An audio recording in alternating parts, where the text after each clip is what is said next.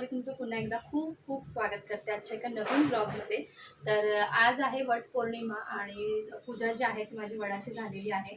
म्हणजे मी आत्ताच पूजा करून आलेली आहे आणि खूप खूप गडबड होती, सकाळपासून काहीच शक्य झालं नाही कारण आज पौर्णिमा होती आणि देवांची पूजासुद्धा मला करायची होती। त्याचबरोबर घरातल्या गोष्टी आवरायच्या होत्या आणि कालपासून ना प्रज्ञाचं स्कूल जे आहे ते सुद्धा चालू झालं होतं, सो त्याचीसुद्धा गडबड होती। त्याला स्कूलला पाठवायचं होतं, यांची कामाला जायची गडबड, या सगळ्या गोष्टी होत्या। त्यामुळे ना मला ब्लॉग काही स्टार्टच करता आला नाही। म्हणजे मी खूप विचार केला की स्टार्ट करेन पण नाही झालं।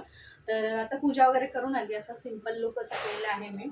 आणि ही साडी जी आहे ना, तर यावरचं ब्लाऊजसुद्धा स्टिच केलेलं नव्हतं, सो मी त्याला कॉन्ट्रास्ट करून मॅच करून ही साडी जी आहे ती वेअर केलेली आहे। पुढे तुम्हाला मी जिथे मी वटपौर्णिमेची पूजा केली म्हणजे आमच्या जुन्या घराच्या तिकडे, तर तिथला मी व्हिडिओ तुमच्यासोबत शेअर करेन। म्हणजे छोटीशी क्लिप काढलेली आहे तर ती शेअर करेन, फोटोसुद्धा शेअर करेन। आणि देवांची पूजा वगैरे सुद्धा झालेली आहे आता आणि माझा उपवास आहे आज, त्यामुळे जेवणाचं वगैरे काही नाही। सकाळी मुलांसाठी बनवलेलं होतं जेवण, तर संध्याकाळी पूर्ण स्वयंपाक जो आहे तो बनवायचा आहे। तर आजचा छोटा जो काही ब्लॉग असेल, ज्या काही गोष्टी असतील तुमच्यासोबत शेअर करेन। आणि सगळ्या माझ्या मैत्रिणींना, गोड मैत्रिणींना वटपौर्णिमेच्या खूप खूप साऱ्या शुभेच्छा। आणि मी कशी वाटते मला नक्की सांगा कॉमेंट सेक्शनमध्ये। आणि हो, एक छोटीशी अशी ना मी रात्री मेहंदीसुद्धा काढली होती बघा। मला मला वाटतं आय थिंक मी जे लिहिलं आहे ते तुम्हाला उलटं दिसते। तर इथे सदा सौभाग्यवती भव असं मी लिहिलेलं आहे आणि सिंपल मेहंदी काढलेली। मी यावर्षी ठरवलं होतं की छोटी का असेना पण मी मेहंदी काढणार, सो मी ही सिंपल अशी मेहंदी काढलेली आहे, बघू शकता तुम्ही। आणि खूप छान कलर आला होता, रात्रीच काढली उशिराने आणि छान कलरसुद्धा त्याला आलेला आहे, तुम्ही बघू शकता। आणि छोटीशी पायावर सुद्धा काढलेली, तर माझी ह्या वर्षी हौस होती की पायावर आणि हातावर थोडीशी मेहंदी काढावी, सो मी काढलेली आहे फायनली। तर आता प्रज्ञा पण स्कूलमधून येईल, सगळं आवरून घेते आणि संध्याकाळचा स्वयंपाक जो आहे तुमच्यासोबत शेअर करते, काही गोष्टी असतील त्या शेअर करते आणि अजून काही गोष्टीसुद्धा तुमच्यासोबत बोलायच्या आहेत त्यासुद्धा शेअर करेल। तर चला आजचा ब्लॉग जो आहे तो कंटिन्यू करते। घरातलं सगळं आवरून ना मग मी निघाली वटपौर्णिमेची पूजा करायला आणि हे सकाळी कामावरती गेले ते, पण मग दुपारी त्यांना मी बोलावून घेतलं कारण मग आमच्या इथे जायचं होतं एरियामध्ये, कारण इथे आमच्या शेजारी जे वड आहेत तर तिथे खूप गर्दी होती, अक्षरशः लाईन लागली होती आणि मुहूर्तसुद्धा कमी होता, म्हणजे 2 वाजेपर्यंत मुहूर्त होता पूजेचा।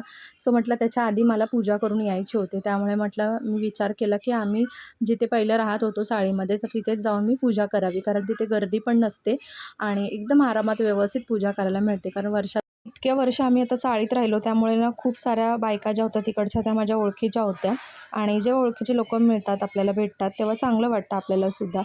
तर इथे आम्ही पूजा वगैरे केली आणि त्यानंतर मग थोडेफार फोटोजसुद्धा मी काढले। खरं तर खूप गरम होत होतं, घाम येत होता दुपारची वेळ असल्यामुळे, तरीसुद्धा थोडेसे फोटोज काढले मी कारण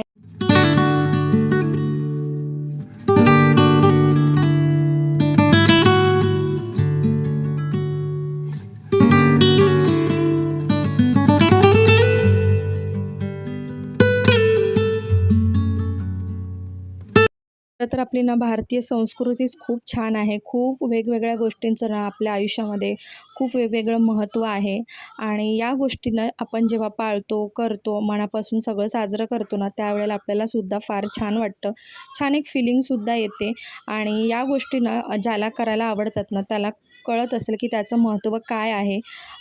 तर इथे मला ना ओळखीच्या बायकासुद्धा भेटल्या, वहिनी वगैरे भेटल्या, त्यामुळे मग मी इथेच त्यांना वाण दिलं। आणि कसं असतं आमच्याकडे पूजा केल्यानंतर ना 5 किंवा 7 बायकांना तरी ॲटलिस्ट वाण द्यायचं असतं, तर 5 बायका तर माझ्या इथेच झाल्या होत्या आणि आता 1-2 राहिल्या असेल त्यांना मी आमच्या इथे जाऊन मग देईन।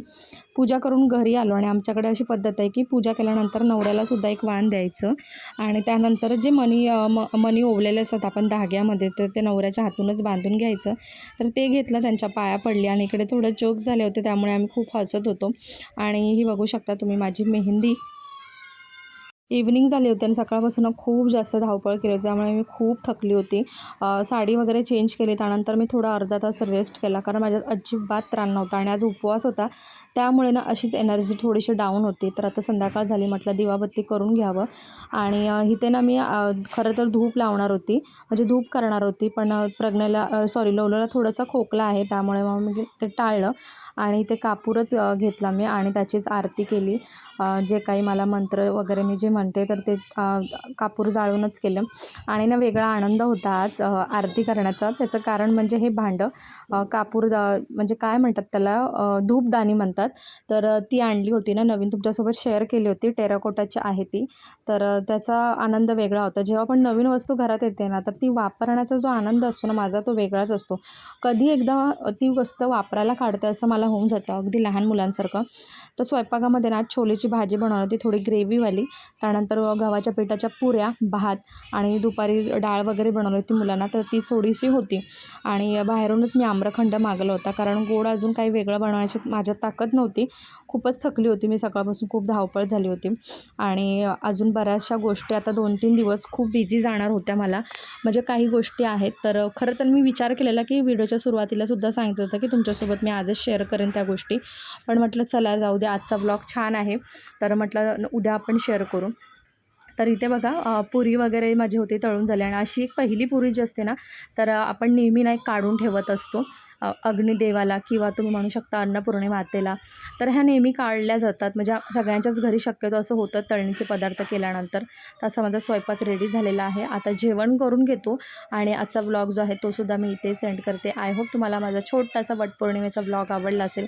खूप साऱ्या गोष्टी तुमच्यासोबत उद्या शेअर करणार आहे, काही गोष्टी आहेत तर त्या नक्की शेअर करेन. तर चला पुन्हा भेटू एक छानशा व्हिडिओसोबत. तोपर्यंत स्वतःची काळजी घ्या आणि पुढे माझे काही फोटोज मी ॲड केलेले ते सुद्धा नक्की पहा, कसे वाटतात मला सांगा कॉमेंट सेक्शनमध्ये.